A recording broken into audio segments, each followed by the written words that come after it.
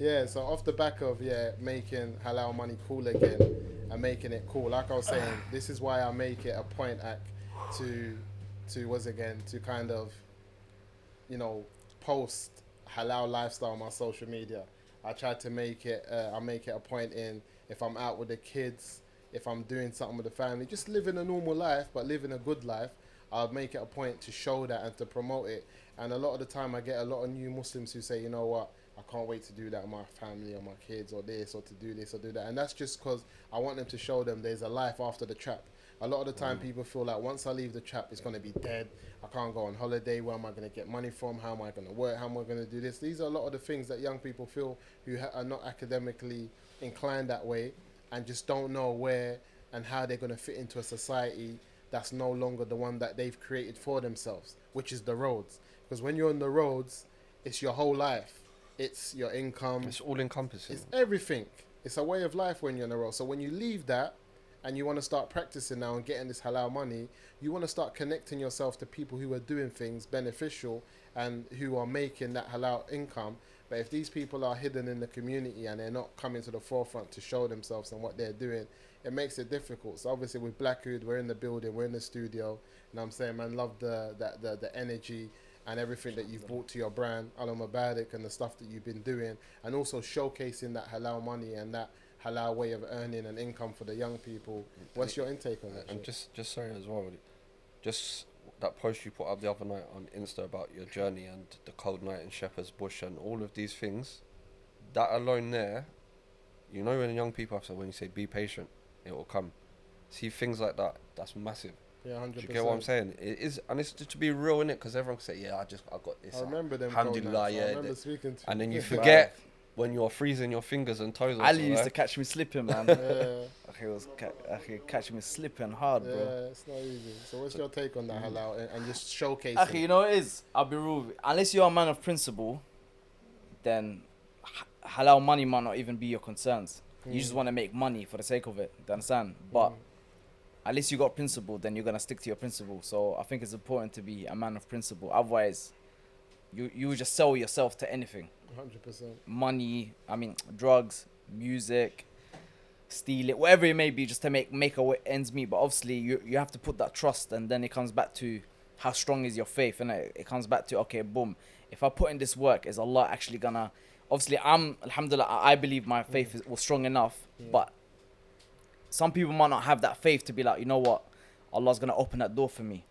Yeah. Does that make sense? Yeah. So it just comes down to your faith, bro, and then you just having that vision of, because akhi, anything you give up for the sake of Allah, Allah will give it to you 100%. way much like. Do you think it's a thing of you having a serious conversation with yourself to understand why you're trying to make this money rather than how much of it you're gonna make? For me, it was more of a. I never saw this vision. I never saw black oud. I'm gonna have a lounge. I didn't wake up one day and be like, you know what, I wanna sell oud. This is me, bro. I just needed money because I know. Like I'll give you a brief insight. It all started basically. I went to book my umrah, innit? And I'm an engineer by profession, and a lot of people might not know that. But when I went to the travel agent to book my umrah, I got a phone call from my agent, and that moment he said, you know what, Waleed, I'm sorry to tell you, but your contract got terminated. Like, no more work, innit? And all that money I saved, I was gonna splash out on the umrah, and I thought, you know what, I can't even go umrah because now I don't even know when I'm gonna get another job. So that just cut loose. 6 months later, I'm still not working. Now I got rent arrears. A lot of people don't even know this. Like, I even made a GoFundMe page to even to pay the rent. Bailiffs came after me. I didn't know what to do. £600 at the time. It was a lot because I was on zero. I was on my face. I didn't know what to do. Called my brethren, bro, like bailiffs. What am I gonna do? He goes, bro, you got the money? I was like, no. He goes, bruv, cut the thing off, innit? Just cut the thing off. I had to cut the thing off. Off the car, right? Cut the thing off. I had bailiffs running after me. Where's my clamp? Where's my clamp? I had to go shut the car real quick because the car was under my mum's name. Make sure that, you know, the bailiffs ain't coming back and stressing out my mum. People don't know all of that. So one day I called a brother. I said, bro, I need something, like, give me something like to do. Because you know what, bro, come and see me. I went to go see him. He gave me 5 plastic bottles. You know them brothers that got Yeah, there yeah. on the table. Yeah. 5 of them. I'm like, bro, what am I doing with this? Like, you're giving me some test tube looking Yeah. plastic, like. And he goes, you know what, that's the best thing I do. The best thing I can do. I said, ah, cool. So I bought this little case that some brothers have. And I started rolling with this case everywhere, going everywhere. Going up to the people on the train. You want to buy some attar? Going up to the masjid, buy this. I was just harassing everyone. So I met one brother. He goes, you know what, bro? Why don't you just get a table and stand outside bush? I said, what, just on the street? He goes, yeah. I'm already hungry. Like, you can't, I'm already I'm not even on the ground on my face. I'm underneath the ground. So I'm thinking, like, well, I ain't got nothing to lose. Let me just go there. I set up my table. And I remember I started in November, October time, and it was cold. Like, literally, my when I was pouring the oud out, it was freezing, bro. It was like sub-zero. So it all started every week. I'm flipping it, getting more people. People are coming more. I'm like, rah. From little bottles, I'm getting half a kilos. Kilos going into bigger kilos. I'm just moving kilos now, and I'm just there. And akhi, I'll be honest with you, the 3 things that got me where I am today is discipline, consistency, and being myself. That's the only thing. A lot of people start and they're not consistent. A lot of people start, they're not disciplined. Like, you need to go. Akhi, when it's raining, you need to be out there. Because you got that one customer that'll come from way over there just to come and buy a little bottle of you. 100%. Does that make sense? That you're not there. Do you understand? And Massive also, thing. I feel like when you chase a living for yourself in terms of providing a means for you to earn money or to earn Allah's risk, I feel like Allah shows you things that are clear for you to see. Because, example, when you're on a wage, you're working, doing untold amount of work, knowing that every month I'm going to get paid this. You know what your income is at the end of the month. When you're doing your own thing, you don't know. This month you might be up, this month you might be down. But Allah subhanahu wa ta'ala will show you, because sometimes, like, example, and I'm talking about, like, example, Mount Uhud and starting Mount Uhud. I started Mount Uhud with 10 hats. You know what I'm saying? Just 10 hats. And I feel like the young people have got to know that is that you don't need a lot of money to start a business. No, to start a project. You don't need a lot of anything. What you do need is desire, discipline, dedication, determination, the 3 Ds, you know what I'm saying? You need them, because when you have that discipline, dedication and determination to achieve something, you can do it with no money, because you can walk up, you can go to a family member and say, cool, I need £100, can you borrow me £100? From that £100 you go and buy 5 hats.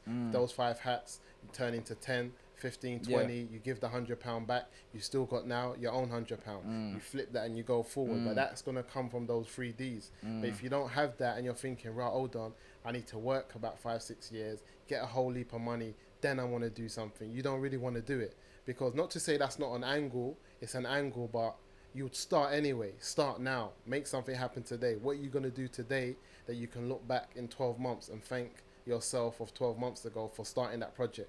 Because, like yourself, you can thank the Waleed of 2 years ago. How long have you been doing this now? A year and a half. November will be 2 years. That's what I'm saying. So you can thank the Waleed a year and a half ago who didn't give up, who was disciplined. You can look back and say, you know what, Waleed, I rate you. Because then you done a move that if you didn't do that for me, we wouldn't be here together. You know what I'm saying? So I feel like you got to make those moves that will allow you to look back at yourself and say that. Because I remember when I was starting Mount Uhud, I was thinking 10 hats.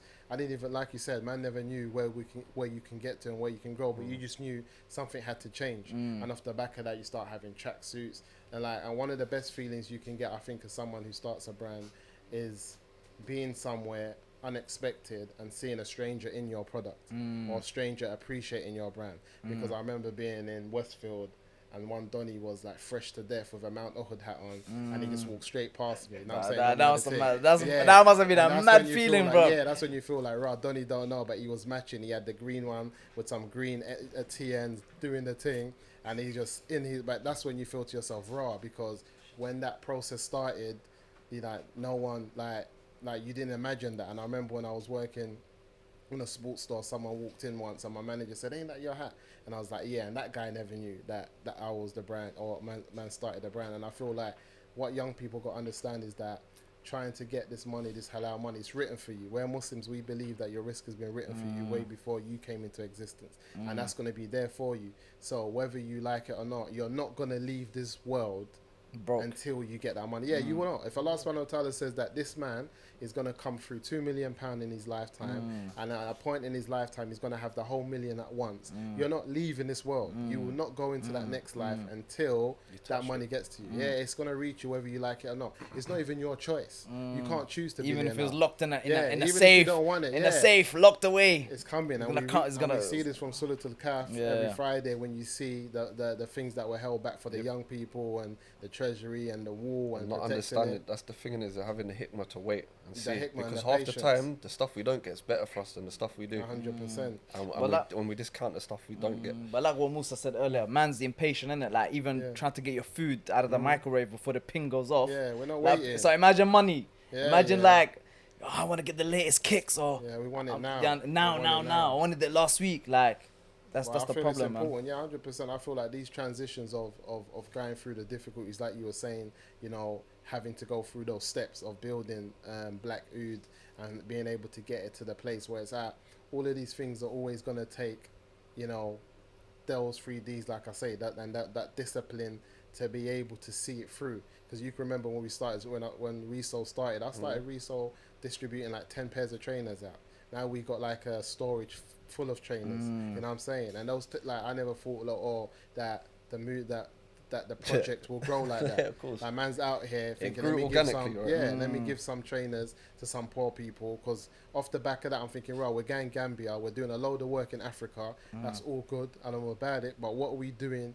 You know, in the communities that we're from, because the best form of charity is to your family members, then to your community, and then to those wider out. So I'm thinking, right, we're moving a bit backwards. We've gone wider out, but we haven't done nothing here. What could we do here so that what we're doing wider out isn't affected by someone in the day of judgment coming up and say, Allah, them man there, yeah, they were doing good stuff, but I was their neighbor. They didn't give me none. And Allah subhanahu wa ta'ala has already told you, go to your neighbor.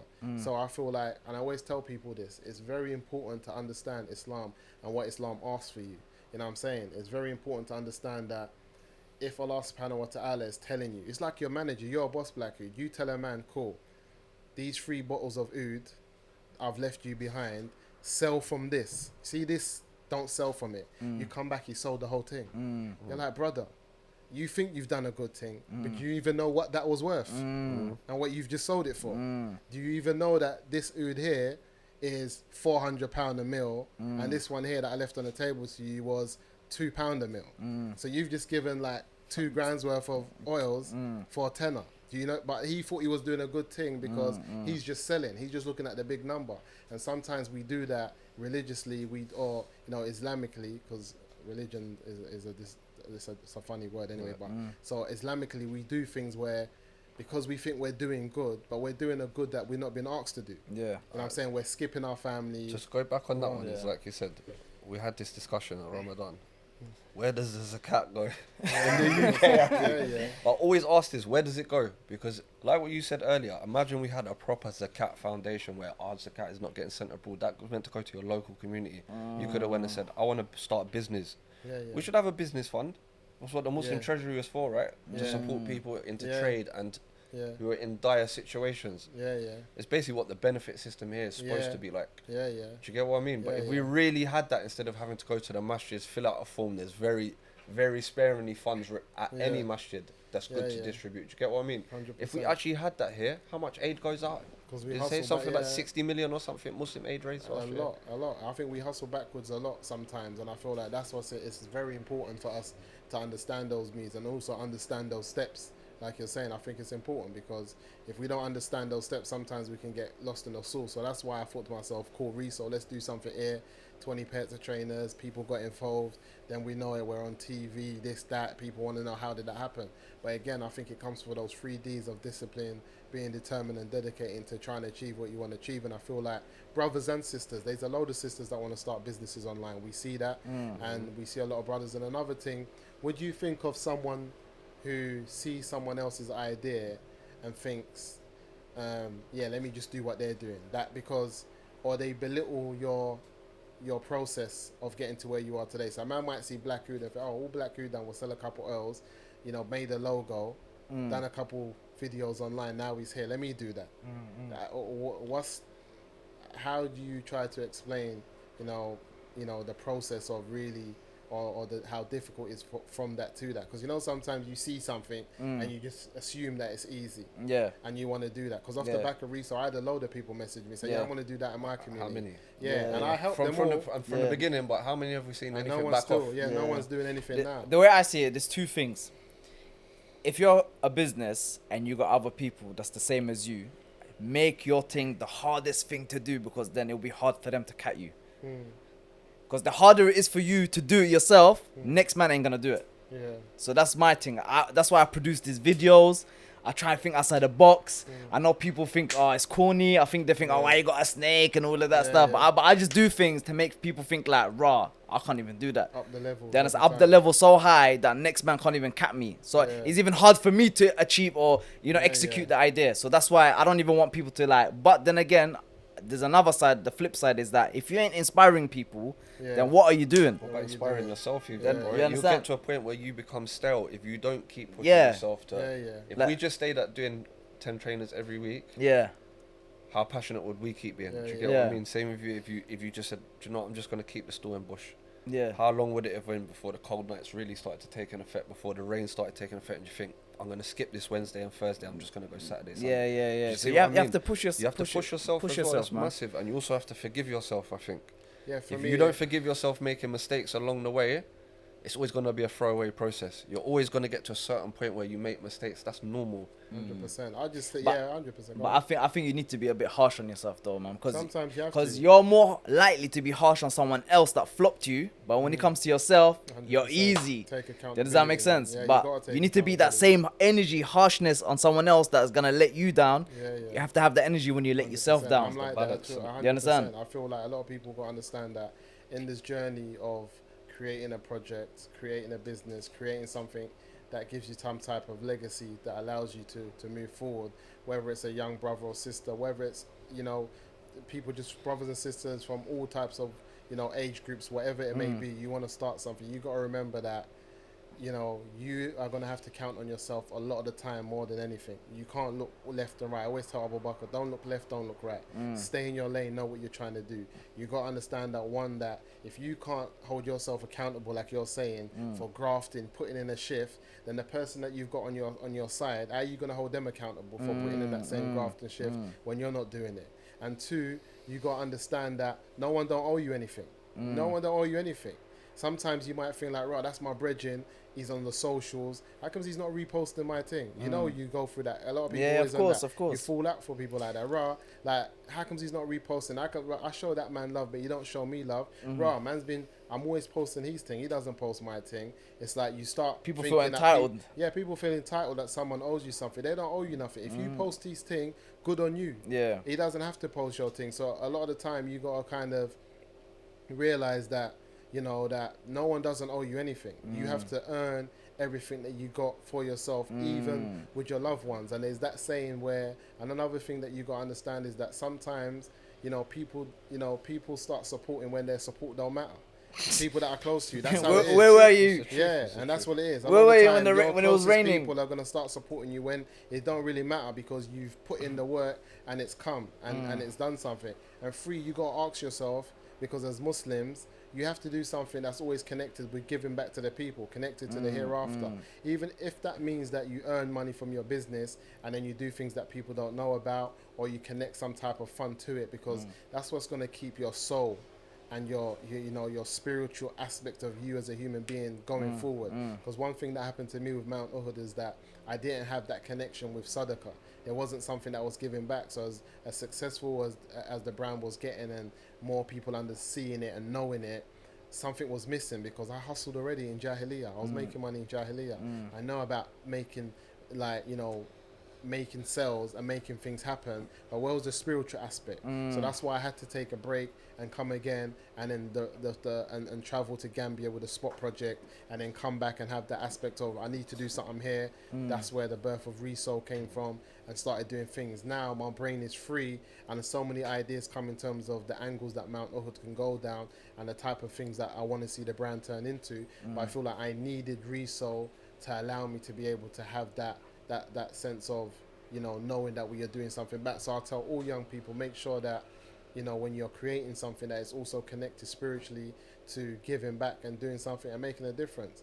And like we said before, you know, if you're doing something out here, we're all influencers. We all influence in a good or a bad way. You need to ask yourself, the work that I'm doing, how does it influence others? Because like they say, it's either you give dawah or you get given dawah. Yeah. But there's never a point where there's no dawah being given. And this is why I always say that as much as we see haram things being promoted on social media, we also got to then encounter that with what? Halal. For every haram, cover it with a halal. That's our way of life. That's our Muslim. So rather than sitting back and say, "Oh, social media is a fitness haram," but look, you've got a platform to do halal on it. Do some halal on it. So I always tell young people that if you're doing something, you got to ask yourself, what are you doing? What's your influence? What is it? Everyone that's on social media. But even sometimes with the halal comes haram, if that makes sense. Yeah, because the shaitan will trick Like you. I'll give an example. Like I don't really tell people the insight that I go through. And I got a call one time from an influencer, big influencer, called me 12 o'clock at night, and he's like, "Bro, like I'm with some people, they're smelling your oud. Can you come and drop some?" I'm like, "Alright, cool. 12 o'clock at night, you're an influencer. You're probably with other influencers. Yeah. Let me do my thing." I put my sliders on, my trackie on, I put the stuff in the car. I'm gone. Get there. I call the guy, "Bro, I'm outside." Comes outside. "Nah, bro, you need to bring the stuff in the house." I said, "Ah, cool. I'll bring in the house." Yeah. I step in the yard. Bruv, I'm in the middle of a house party. Love Island house party, bro.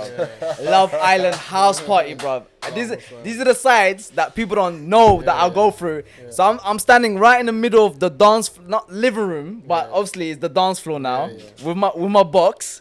I'm thinking, am I gonna stand here, look like some madman in my slide? No, the film stops and you Yeah. wonder how I got here. Yeah, That's that yeah. moment. Am I gonna just quickly storm out, like walk out, or am I gonna be professional? Yeah. Obviously, I had to be professional. Yeah. Done my thing, and I just cut out. But these are the things that I get you put learn in. from that. But now that's an aspect of you learning because it Does that happens make all the sense? time. Yeah, of course. Because even when we're in certain spaces, sometimes you're in a certain space where simple things where you have to learn from that.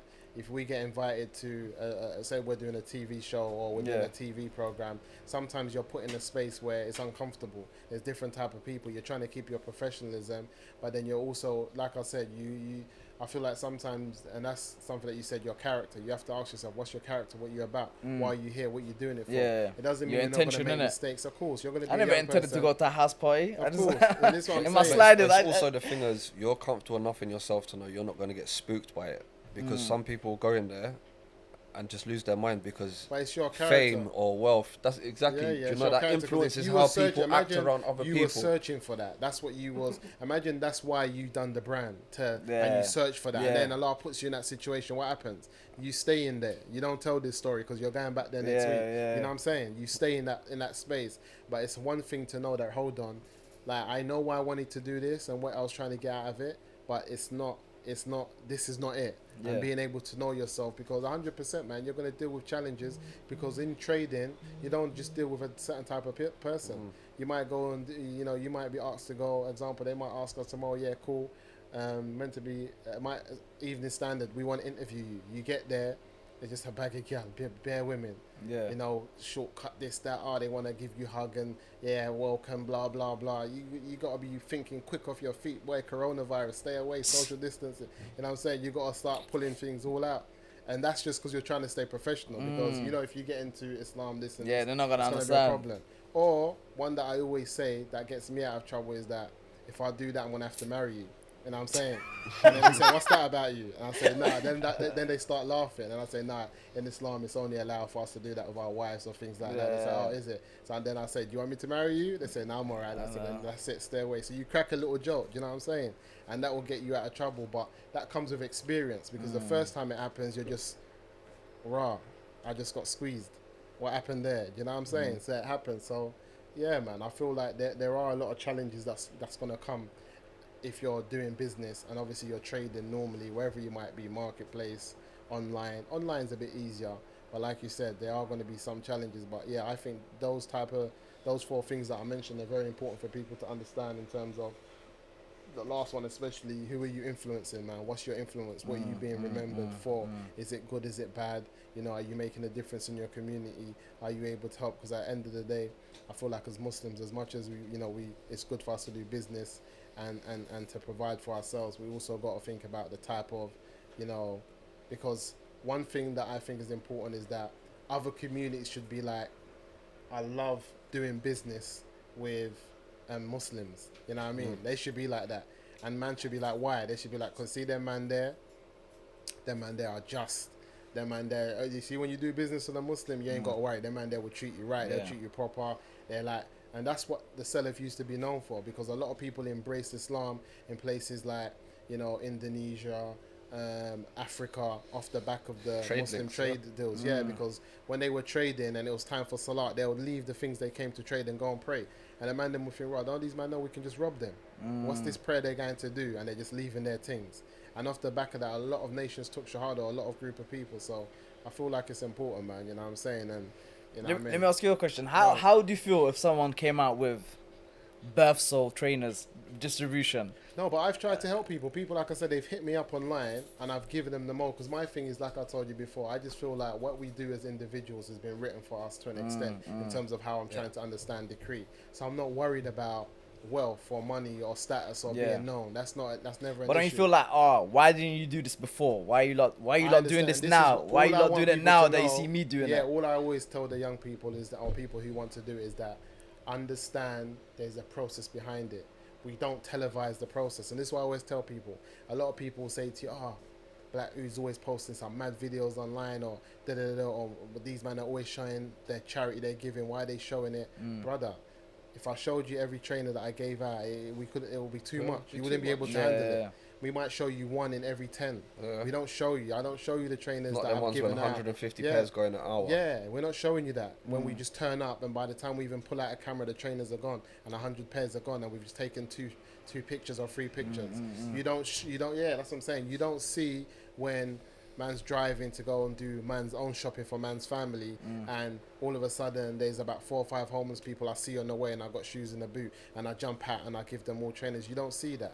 And I'm sure that the amount of people you sell oil to and you give and you do your business, people don't see all of that. And the amount of work that goes through it, they only see 1 or 2 things, and then they think you see what they we know choose your to whole show you. story. That's the reality. You don't see it. when we're trying to climb over boxes and barrels and all sorts to try and get 1 pair of shoes, or whether it's the fact, even when the storage got broke into, stock got robbed, and that's charity. Do you see what I'm saying? Did someone know about your story? Did someone know that was trainers, and or do you think they were just like opportunists? Because it's a public space, anyone could be in there seeing you any time of the day doing your thing, and they think you're a reseller selling some Yeezys or whatever, and they want to do a quick belly. And like you're saying, a lot of people don't see the graft that goes in. People don't see us, when the rain's pouring down and we're still having to put in a shift or do what we have to do. A lot of people don't see the graft that goes into the hard work. That's why I always tell the young people, if you're ready to do that, then who am I not to stop you?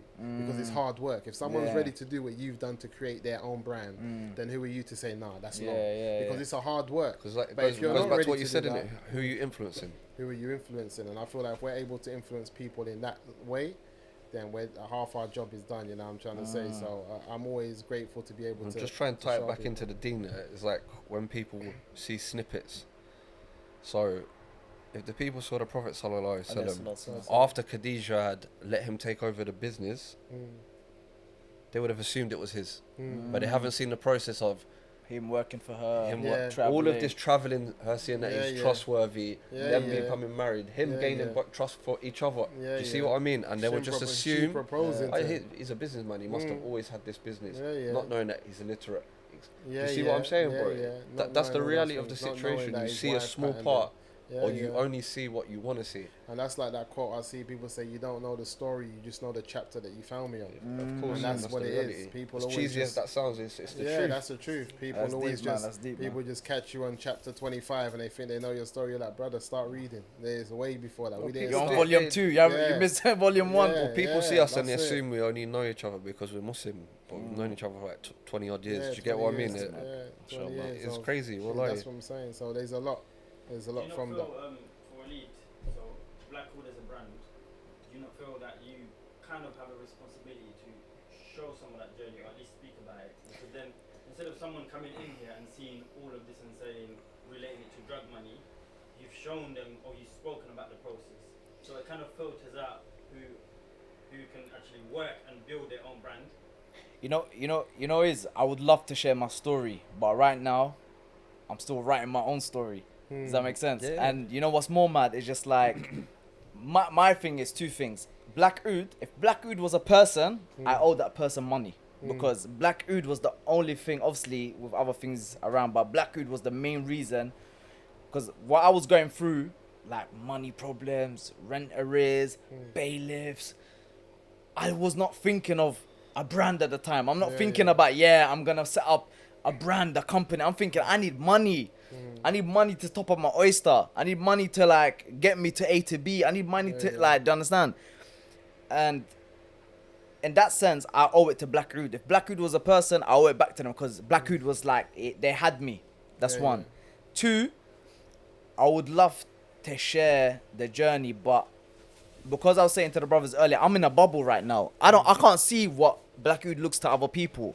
I'm just in my own little bubble. I got my own little lounge. I'm selling oud on the internet here and there. I tried to make some appealing videos, jumping out of cars to get people's attention.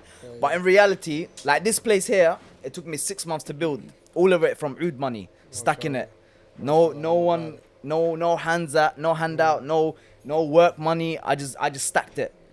Does that make sense? No loans, no nothing. If you see this place where it looked like before, bro, you be like, raw, this guy, do you understand? I painted the place myself. I built the shelves myself. Do you understand? But it took me 6 months.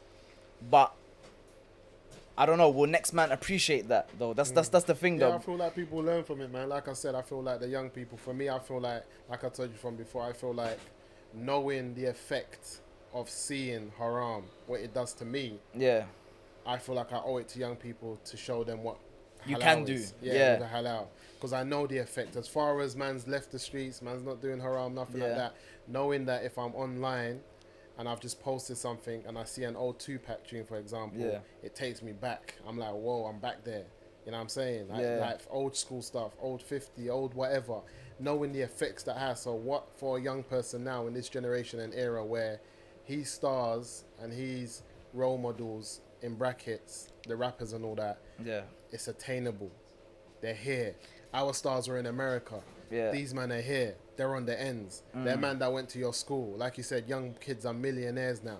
How will you tell a 19-year-old who's on his way to making £1 million about, nah, brother, that's haram? You're going to tell a man that. But you know, okay, with that, okay, now for an example, there's another brother that I know.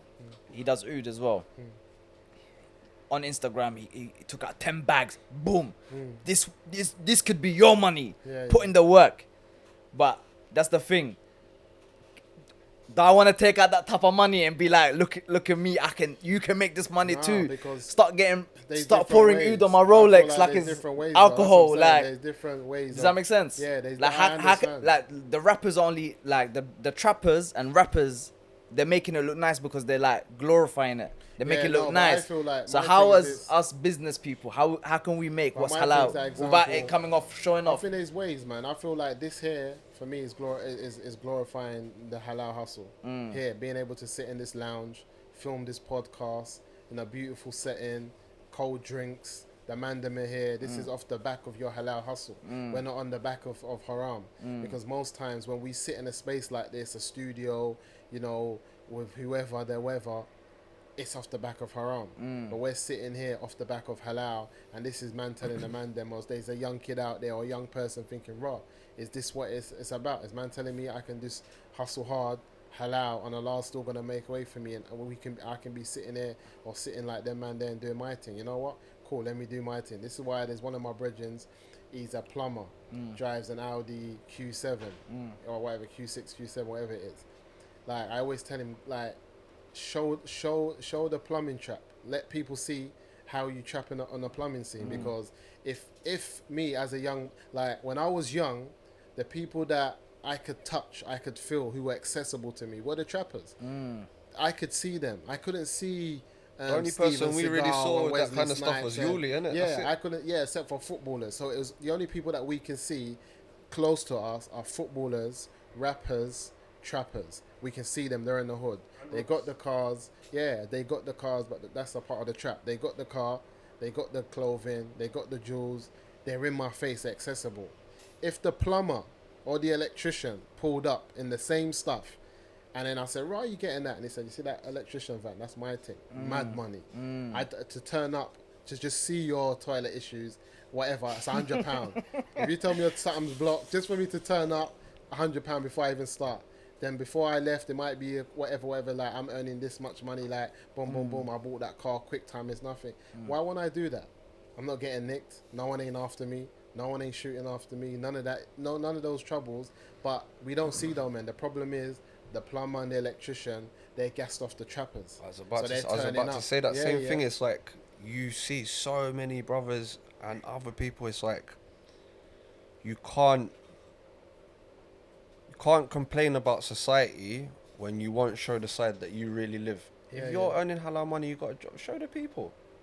Yeah, Do you get yeah. what I mean? It's not like you can't impart yourself and make it look like you're part of something you're not. Do you get what I mean? So you're a plumber.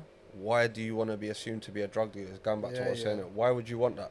But some people, that girl asks, so you're a drug dealer. Yep. Yeah, yeah. Or yeah, it's they'll not a lie. no or They're- nothing. they're It's just like embarrassed it that is they're what it plumbers. is. Yeah, yeah, they're And just embarrassed. let it slide. Like you don't lie, but Yeah. you don't correct the lie either. Yeah, yeah. Do you get what I'm saying? Yeah, yeah. And there's a lot of that in our communities. A lot. Yeah, it's mad. It's mad. It's because mad. drug dealers are getting respected, man. A lot of It's that. like you can the either same be thing, a innit? doctor, engineer, a failure, or a drug dealer. Yeah, it's yeah, like, yeah, that's- what role And are that's you what- like? that's They what we've understand? allowed, It's like, yeah, and that's what. And that's it's what pressure, we've- man. It's pressure. It's pressure, and it comes back to like, oh, you got peas, you're stunting. Like I saw this tweet on the Instagram. Someone said that they were in a club or something like that, and they saw the guys at the table that had the craziest that. drip. Empire Lounge. What was it? I don't know where it was, but it was like they had the craziest drip. But all of them were struggling to chip in money to pay for the Yeah, yeah. for the bill. 4 bills between them. Imagine Yeah, that. Imagine yeah, what that's- lifestyle you're living, bruv. sad, and that's the You reality understand? where we come from, man. That's not even that's a shisha lounge. Oh, is Yeah, it? that's a You shisha can lounge, yeah. Imagine the type of audience that went there. Muslims, majority. Yeah, yeah. It's a mess, man. We could be on this forever, man. It's been a wonderful first episode. Like, you know what I'm saying? I thank the man them I thank you again for allowing us to be here, giving us the space, allowing us to chill. You know what I'm May saying? Allah Big bless up your Black business, Ooze, Aki, man. you know what I'm saying? And yeah, man, I hope, we're back here again with some guests as well. We plan to have some guests on the show. Got some food. Different people. We got some food in the building. What food? Who bought the food in? What's the man them? Uba Eats, yeah? Uber Eats, yeah. Uber Eats, yeah. That's a good look. Nah, Uber Eats, we shout them out. It's no problem. They came down. They supplied the Put the food tag to- in the It's a video good innit, at thing. the Yeah, bottom. Yeah, we'll tag the food. They come down. They show Yeah. man the love. And I'm saying, so yeah, man. So see you guys to the next episode. Soul Sessions. Chill to the next We're out. episode. Out.